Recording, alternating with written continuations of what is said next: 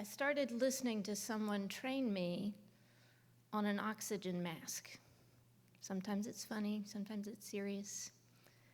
And the key thing that they say has already been mentioned this morning, that it's most important that the person put their own oxygen mask on first before seeking to help others. And in my vision, the way I heard that was always a parent with a child, wanting to help the child. The child might not understand it like an adult.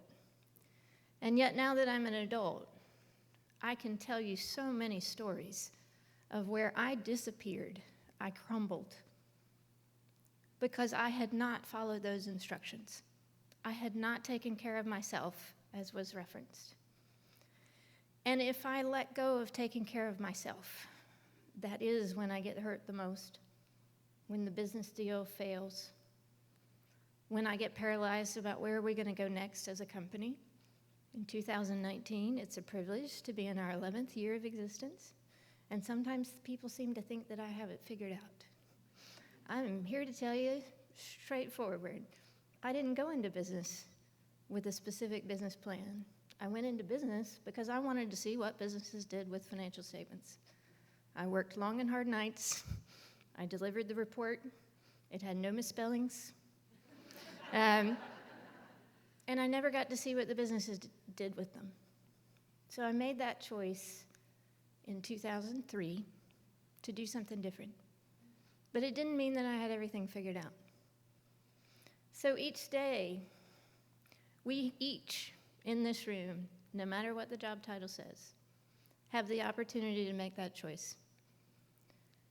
We have the opportunity to build our own ladder or to progress and matriculate, I believe as Delisa referenced, along the ladder that someone else has built.